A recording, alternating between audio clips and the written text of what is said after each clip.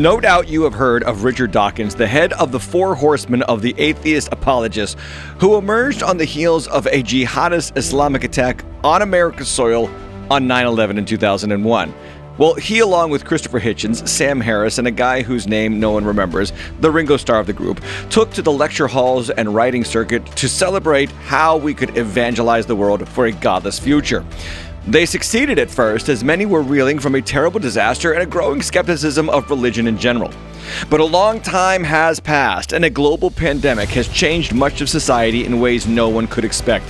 Today, a generation of young people are in search of meaning and truth, and many of them are finding that truth in the Christian faith, as predictions of the faith's demise prove far too overblown. Recently, one of Dawkins' own teammates on the Atheism evangelism team, Ayaan Hirsi Ali, a woman from Somalia who escaped to the West to avoid an arranged marriage under Sharia law in Islam, has confessed her new faith in Jesus Christ. Shocked and bewildered, Dawkins responded with an open letter stating, quote, "You are no more a Christian than I am." To resolve the mystery and now the disconnect between them, Ali and Dawkins sat down for a reasoned discussion on faith, atheism, and the future of the world should Christianity continue to recede from Western life and Islam continue to impede on Western rights. In this video, I'm going to look at the highlights of that conversation, sharing the best practices Christians can embrace from Ali in having a conversation with someone who does not believe. And we want to have these conversations without getting mad ourselves or ticking them off at the same time. So with that in mind, let's look at this conversation they had on the Unheard podcast and look at some great moments from their debate. Let's begin.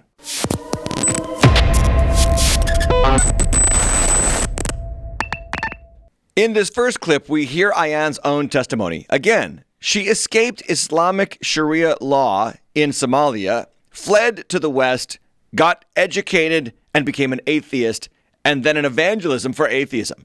But atheism wasn't enough for her. She hit rock bottom with alcohol and depression, and through a conversation with one therapist, she turned to Christ. And the first thing that she teaches us is when you're talking with unbelievers, speak for yourself. Let's hear her testimony. Watch.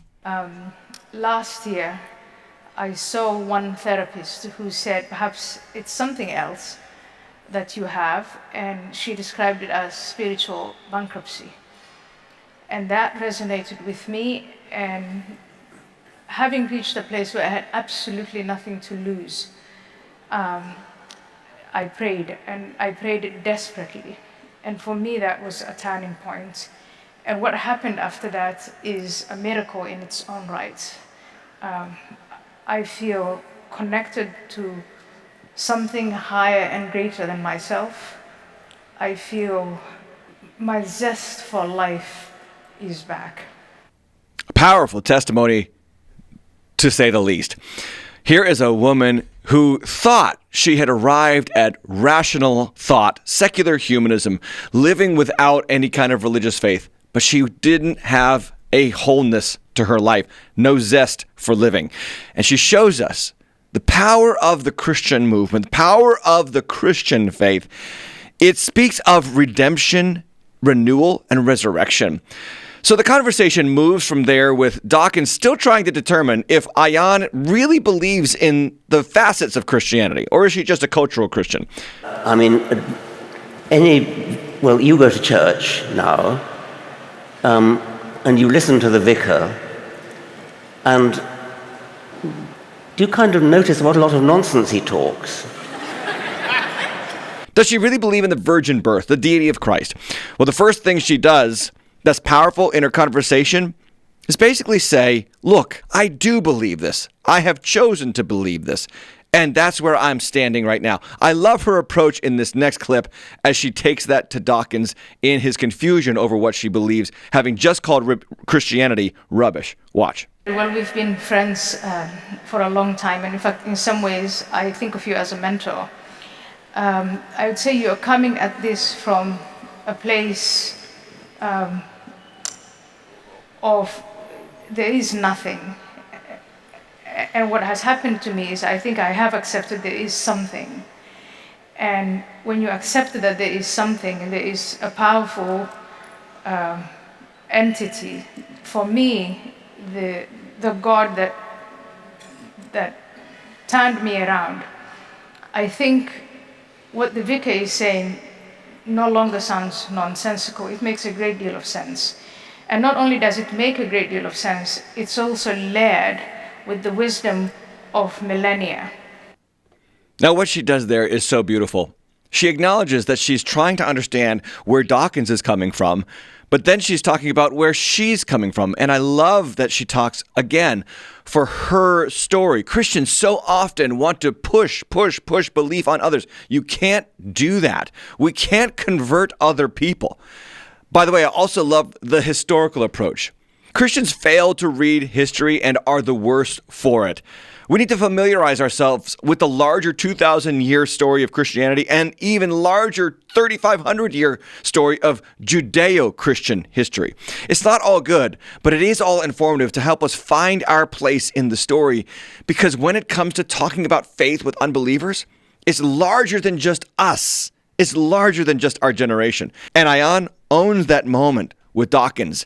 Now, the next clip is a question that he comes to, I think the moderator does. How do you square Christian faith with a rational mind, which she had up until about 30 seconds ago, according to Richard Dawkins? When the vicar is saying that Jesus is the Son of God literally, not figuratively, how do you square that with your highly trained rational mind?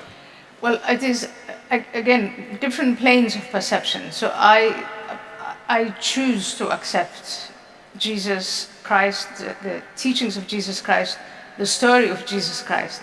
I choose to accept that. So on the personal level, the rewards I get, very subjective again, but mine and through choice, which is separate from where I think that, aside from my personal experience, the history of Western civilization is mainly Christian, and that the external forces, for instance, the spread of Islam non-violently or violently, and the challenge of Islam and the message of Islam to Western civilization can be countered and should be countered with the message of Western civilization, which is essentially Christian.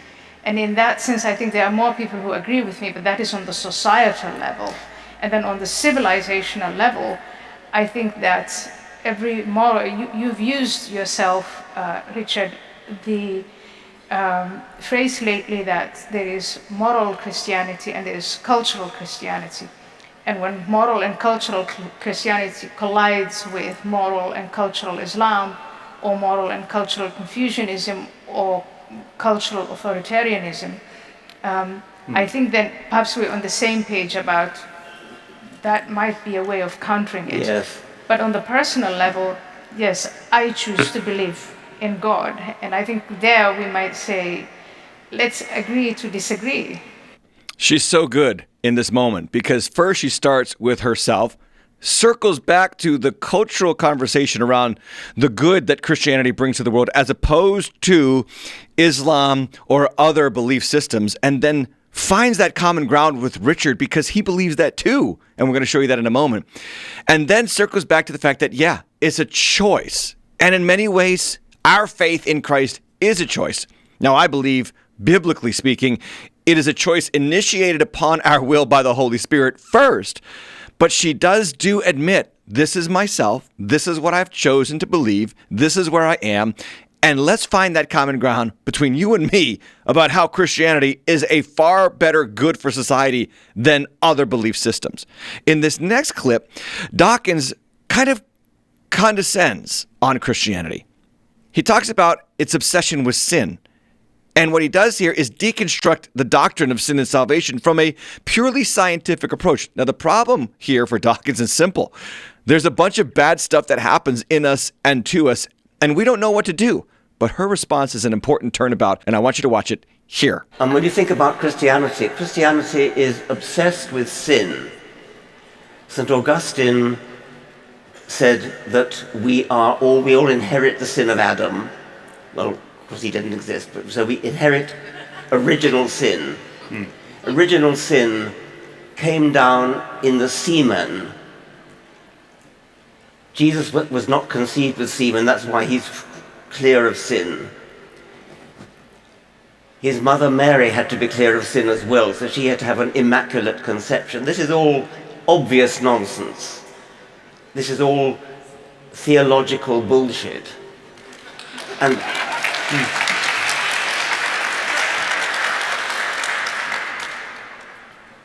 the idea that humanity is born in sin and has to be cured of sin by Jesus being crucified, Jesus being punished for all our sins.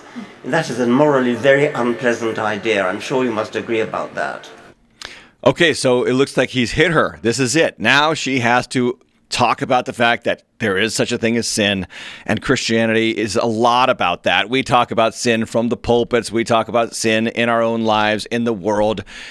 And Richard Dawkins is expressing what many unbelievers feel. They just don't want to talk about sin. Sure, there's problems, but let's be honest. It's things we can remedy. It's things we can fix.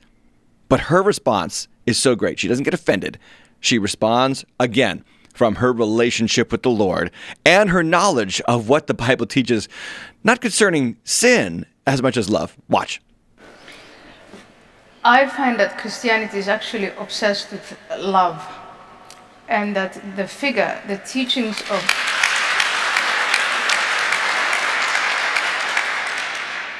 the teaching of Christ, as I see it, and again, I'm a brand new Christian, but what I'm finding out, which is the opposite of growing up as a Muslim, the message of Islam, but the message of Christianity I get is that it's a message of love, it's a message of redemption, and it's a story of renewal and rebirth. And so Jesus dying and rising again, for me, symbolizes that story. And in a small way, I felt like I had died and I was reborn.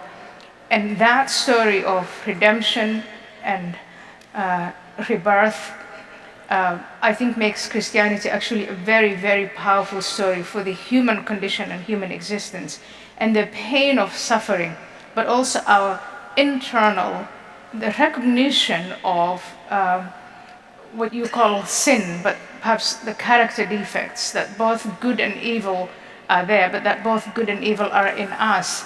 I think those teachings in Christianity are far more powerful and have led to, I think, the flourishing of Western civilization, compared to, say, growing up as a Muslim, when I was taught that really the only way for you to be faithful is to fear. Now, what she says there is so powerful, and she's going to go further into that dichotomy between Christian faith and Islamic religion. And this next clip is so important in that regard because, again, she discusses her personal experience with both faiths. And this perhaps was the most powerful moment of the entire debate. Watch this clip. When I was an atheist and I was going all over both the United States and all over Europe, mocking Christians, making fun of them, making fun of faith, as you're doing now, dear Richard, I was walking with 6 to 7 men at any given time, protecting me, armed, from things that I said that were offensive to Muslims, or Muslims thought were offensive to them. Christians were writing me letters saying, you know, we're going to pray for you, you're misguided. And I think that alone defines for me the distinction between Christianity in general, mainstream Christianity, and mainstream Islam. Now, that is a powerful statement, and it has actually got a biblical precedent. The first martyr of the church is named Stephen. He talks about Israel's rejection of Messiah up until his present day in the first century. And the Jews are so angry, they gnash their teeth and they start picking up stones to kill him. And as they're stoning him, he looks to heaven and prays that God doesn't hold that sin against them. And then he dies. Holding the coats of those men was Paul the Apostle. Don't tell me that he wasn't in some ways shocked by Stephen's response to the animosity and hatred and murder of his life by the hands of those that he was forgiving. It's the picture of Christ. And the more Christians let that graciousness come out of their lives towards non-believers, the better chances we have to make inroads with the non-believing world. Arguing and debating doesn't do it. Sharing our faith and loving our enemies does do it. Jesus' way is always the best way. Now, in this next clip, she talks about recent history and what I call the Chesterton Vacuum, who said, G.K. Chesterton, who said, when people stop believing God, they don't believe in nothing, they believe in anything.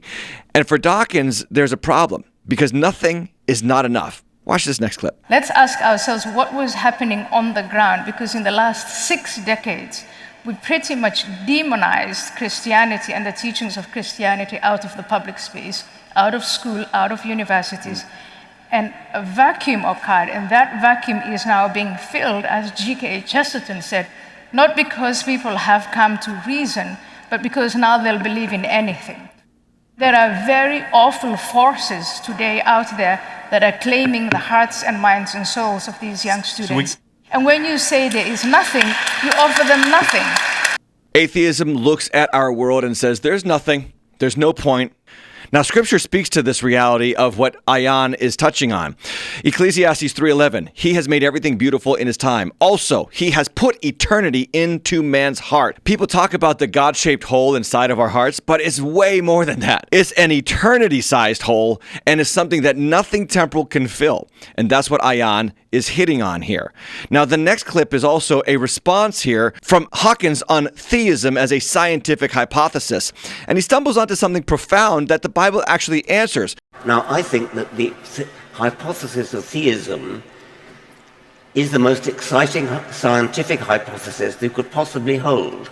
And the idea that the universe was actually created by a supernatural intelligence is a dramatic, important idea. If it were true, it would completely change everything we know. We'd be living in a totally different universe. Now, that's a big thing. I'm sorry, but it's bigger than personal comfort and nice stories and things. The idea that the universe has lurking beneath it an intelligence, a supernatural intelligence that invented the laws of physics, that invented mathematics. And that is a stupendous idea, if it's true. And to me, that simply dwarfs all talk of nobility and morality and comfort and that sort of thing. Now, what he's talking about there is an existential reality. And it's exactly right. It should change everything when you come to faith in God. Yes, it should change everything. It is more than just about you and your morality and your nobility and even how you feel about yourself. Christians, take a lesson here about what he stumbled into, because we get so me-centered on matters of faith. How's my life going? How do I feel today? And many times in life, those questions are irrelevant because you have to feed your kids no matter how you feel. You have to go to work no matter how you feel. You have to get up in the morning and do something productive no matter how you feel. We need to have a bigger view of God, and Dawkins is actually proclaiming that here.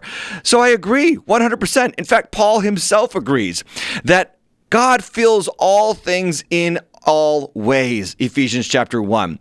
Or Isaiah 57, verse 15. Thus says the Holy One, I dwell in a high and holy place, but also with him who is of a contrite and lowly spirit, to revive the spirit of the lowly and to revive the heart of the contrite. You see, God is the one who fills all things. He is beyond all things. He is the sovereign God of the laws of physics and math and science. And yet he is also the God who indwells us and transforms us. He is the telescopic God and the microscopic God. And if he is anything less than that, then he's just a one-way God. But the good news of the Bible is that God does address exactly what Dawkins talks about here. It's larger than you. And at the same time, he is focused on your life and wants to know you intimately and personally. Now, continuing on that subject of God is larger than just us and readdressing the scientific hypothesis that there is a God, Dawkins brings up an important concept of rationality and consciousness, to which Ayaan responds with an incredible point about even understanding our consciousness. It is a scientific hypothesis that there is a supernatural creator.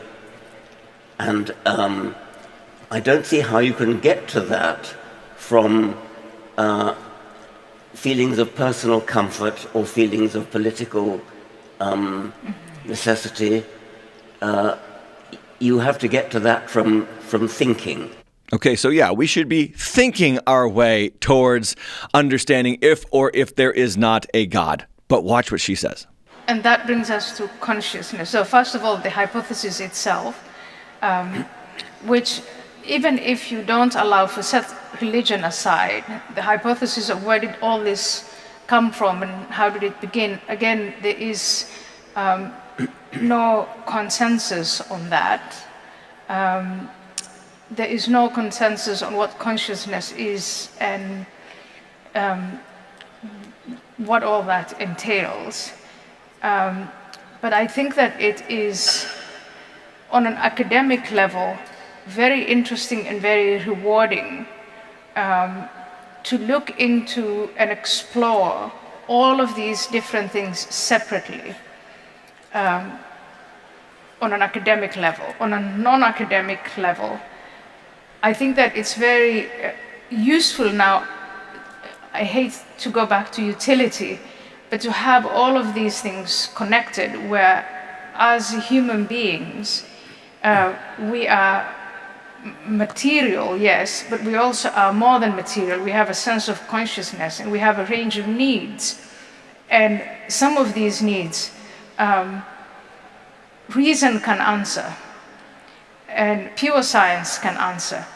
But some of these needs cannot be answered by that. And I think faith in a higher power, in God, and in the story that makes sense of it all, gives it meaning, is very, very important for human beings. And the danger lies in trying to conflate these different planes and then casting aside as useful. It is false, it's useful, it's useless, it's unnecessary.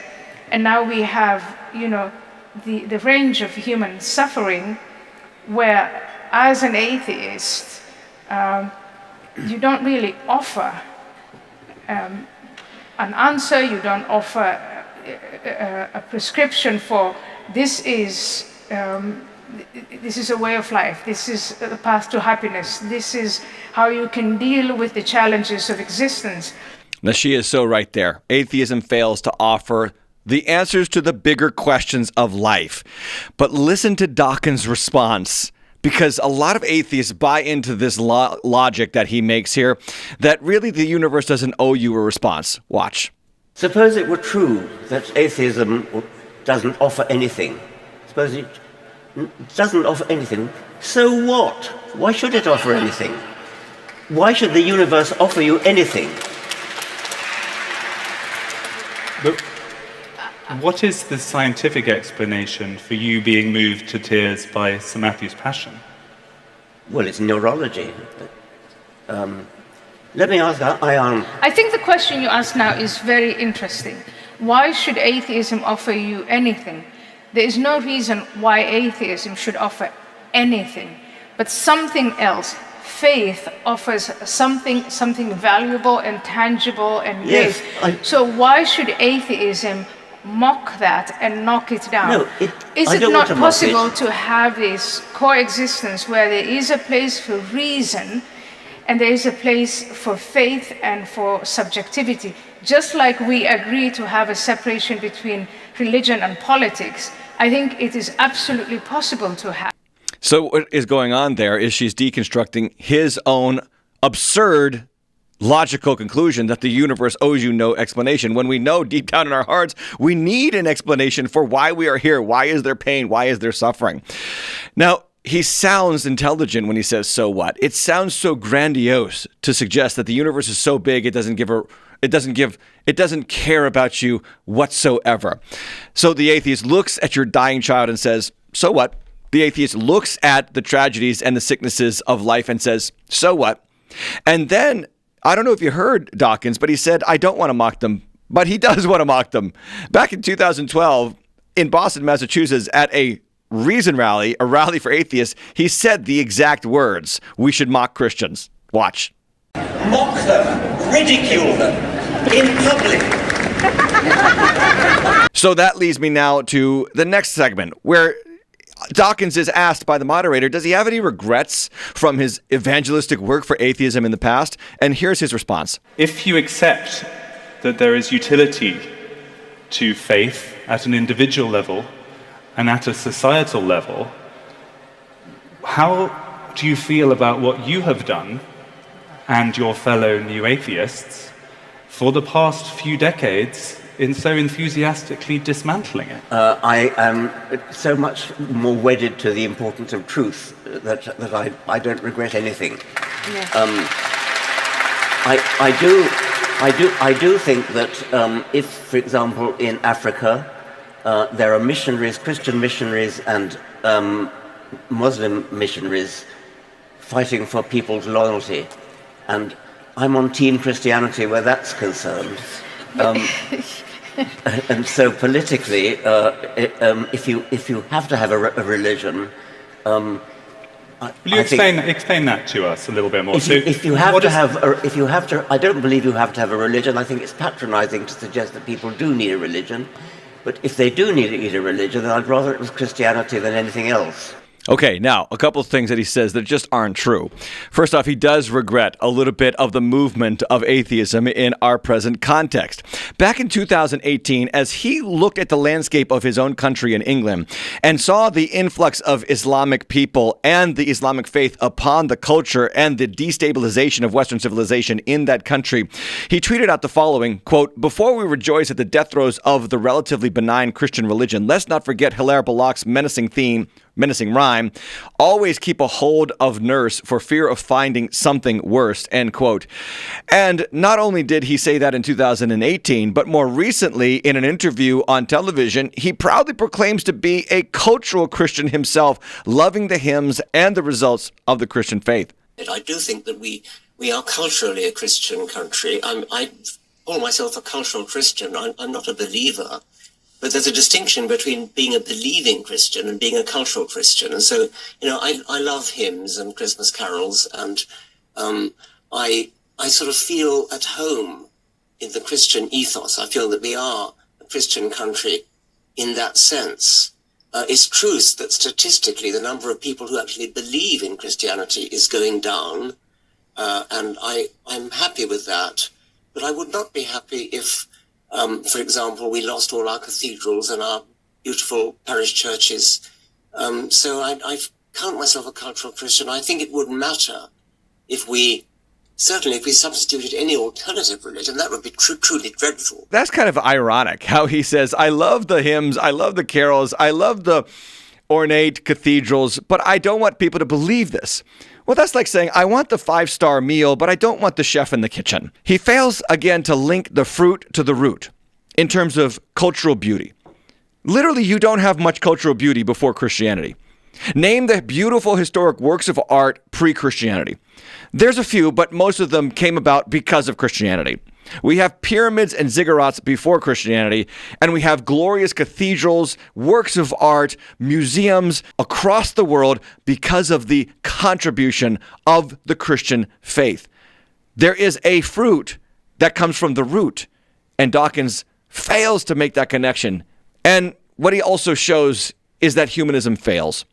But what she talks about in this next clip is so good, that the possibility of secular humanism itself is the fruit of Christian faith because it doesn't arise anywhere else. Enlightenment humanism doesn't seem to have resisted that advance very successfully. Well, let's press it harder then.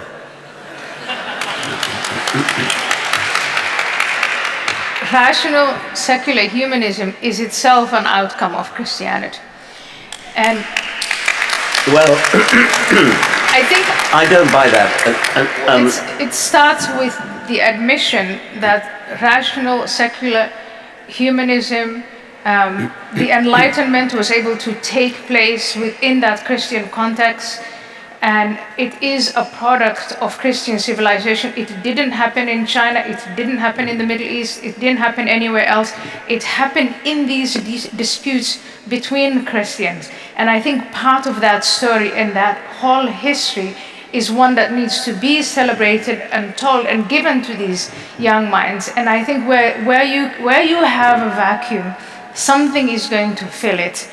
And aside from the personal rewards that I reap from Christianity, and that you reap from Christianity, I think there is the societal and the civilizational context where this thing is going through the cracks, and without a counter message, a spiritual counter message, I think we're in very, very bad and very, very serious trouble. It may be true historically that rational secular humanism grew out of Christianity in the sense that historically that's where it came from, but you could say it's a reaction against Christianity rather than having been in concert with Christianity. Okay, now it looks like he's won the argument there. It's a reaction to Christianity, not the result of Christianity. But remember, he has already previously stated that he absolutely appreciates the contributions of Christianity to culture. So he's speaking out of both ends of his mouth here, and she's 100% right. Rational secular humanism did not arise in communist China or in North Korea or in communist Soviet Russia. It came out of the Enlightenment in Europe in the 1800s and in the 1700s. You don't get to rational humanism without the freedoms and peace that Christianity provides to a culture. And further, it is very, very easy to be a rational secular humanist when you are riding the wave of the goodness that Christianity brings to your culture. It is far harder to be a rational secular humanist in third world or developing world countries where you're barely able to survive, feed your family, and your neighboring tribes are constantly at war with you. No, in those moments, you can't not believe in God because at any moment you could face him. So Dawkins, again, in his own words, exposes the reality that the Christian faith is good. It is a good thing for people personally, and it is a good thing for culture more generally. And she is owning him in this debate, and people aren't even noticing it as well as they should in the audience. Another topic of conversation, the fact that the holy books are the same. Islam's Quran and Christianity's Bible or Judaism's Old Testament. And she once again takes him to task on that very notion. First, I really do want to object, Freddie, to Richard, the statement you made about the holy books of Christianity and Islam being the same is absolutely untrue. And in fact, maybe a follow-up to this discussion would be to actually read these books to see what's in them and how different they are.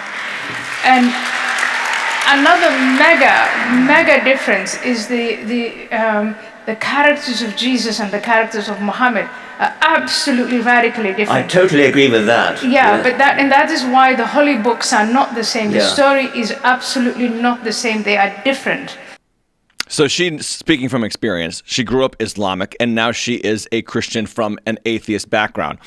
This is a beautiful statement that she makes, and it is so important for Christians to have knowledge of the history of Islam and what it proclaims, because we don't worship the same God, and we don't have the same moral, rational thoughts.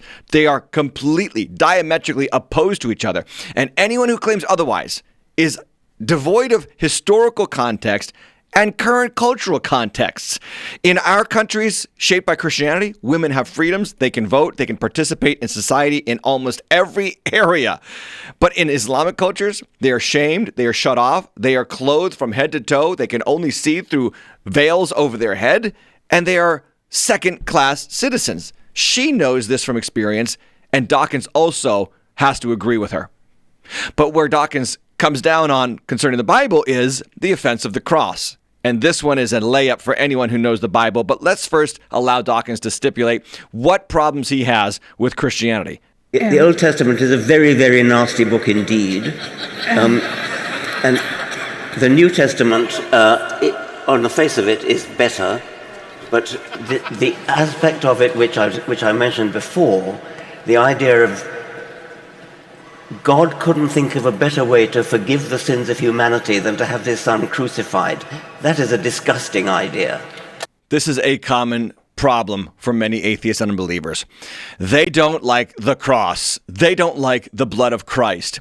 And to be honest, the Bible itself says this is a stumbling block. Jesus called himself the cornerstone that men would stumble over, but upon whom it fell, they would be crushed.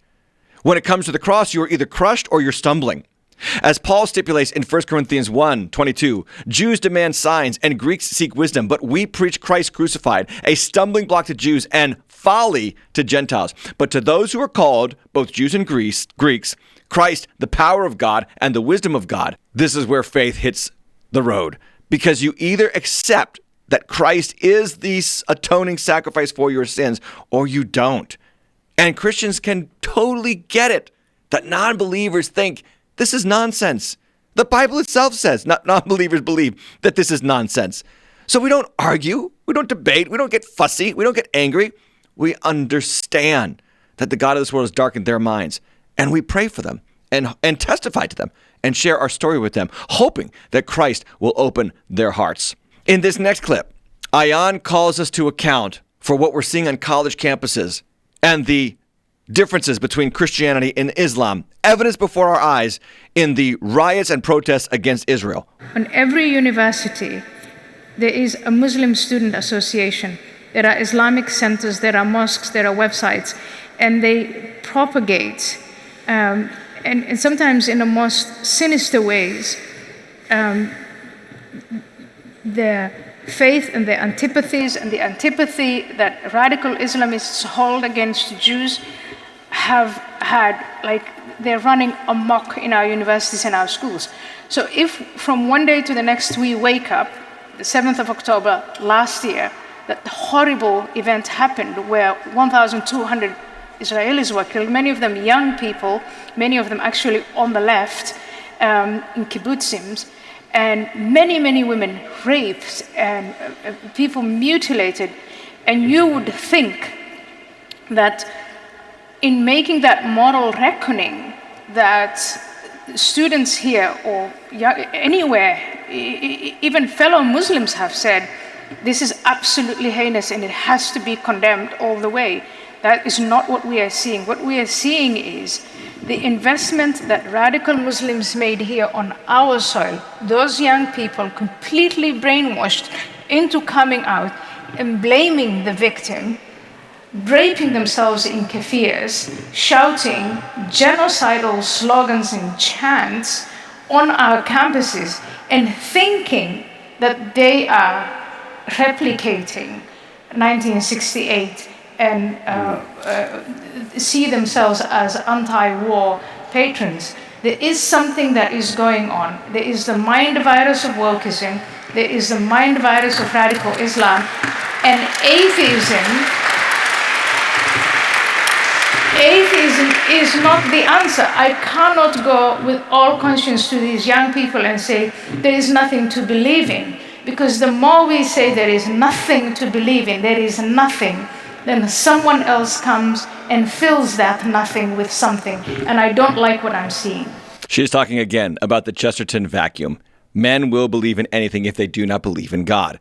But more profoundly, she's addressing the rot in higher education. Abraham Lincoln said the philosophy of the schoolroom in one generation will be the philosophy of government in the next. What we're seeing in college campuses is going to blossom in the next generation in governmental structures and laws in this country. And it may very well set this country up for a full embrace of Islamic law, which doesn't come with peace. Doesn't come with civil rights or equality. And it definitely doesn't come with some kind of communistic utopia that the left envisions. In the final clip I want to show you, she calls us to a global wake-up as Western civilization is at a crisis point between Islam and Christianity, because atheism has done nothing to push back against this rot. Christianity is the answer. Will we wake up? Here's those final words from Ayaan. If nothing else, just make you aware, if the world is ruled according to Sharia, if the people who are advancing this cult get what they want, we are going to see women caged up. We are going to see beheadings. We are going to see civilization go down the drain. They've demonstrated it over and over again. Al-Qaeda has done it. ISIS has done it. Hamas is doing it today. I think that we need to come out of denial and see as plain as daylight and as plain as they keep showing us all the time. If they prevail, this is what they're going to do. Ask the citizens of Iran, ask the citizens of Saudi Arabia, ask Mali, Nigeria, under Boko Haram, Al-Shabaab. That is what when they win, they are going to subject us to the same barbaric and heinous crimes that they subject to those whom they prevail over. She's 100% right. And we have to wake up. And hopefully the tide is turning. Like I said in the beginning of the video, young people are starting to see that not believing in anything is actually a very bad thing. We're made for a larger story. And let me say something that you might be shocked hearing from a Christian pastor. Myths matter. What I mean by that is believing beyond what is tangible and observable matters to the human heart. We're made for this. C.S. Lewis was once an atheist, just like Ayaan.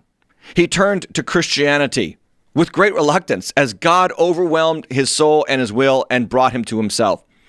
And he talks about Christianity as the true myth. He said specifically, quote, "We must not be ashamed of the mythical radiance resting on our theology. We must not be nervous about parallels and pagan Christs. They ought to be there. It would be a stumbling block if they weren't. We must not, in false spirituality, withhold our imaginative welcome. For this is the marriage of heaven and earth, perfect myth and perfect fact, claiming not only our love and our obedience, but also our wonder and delight, addressed not only to our rational mind, but also to our imagination, to the whole man," end quote. And C.S. Lewis practiced that, writing about myths in the Chronicles of Narnia and partnering with J.R. Tolkien in The Lord of the Rings as a fellow author of the last generation. Their contributions to works of fiction were meant to inspire people to look beyond their fiction to the fact of the true myth that Jesus Christ came to die for sinners and reconcile them with God, and then bring them into his glorious heavenly kingdom for all eternity. In the end, Ayaan Hirsi owned this debate with Richard Dawkins. And she shows Christians how to speak to the larger issues of life, that search for meaning, that need for hope in our hearts, that answer to the suffering of the human condition, and even more broadly, the future of civilization rests in the balance of what belief system prevails. Now, maybe today you are talking to an unbeliever or you are an unbeliever.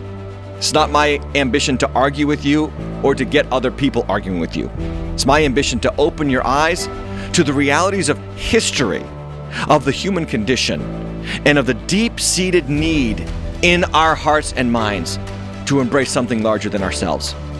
I hope you enjoyed this content. Hey, if you liked it, check us out every Tuesday night for The Deep End at 7:30 on youtube.com/TimHatchLive. Make sure you hit the like button, the subscribe button, and the notification bell. Get notified every time we go live on this channel. For more exclusive content, consider being part of one of our membership plans. We call you the Dependables. Join us over at patreon.com/TimHatchLive. And when you support us, we support Project Rescue and the American Bible Society. Until the next time, take care.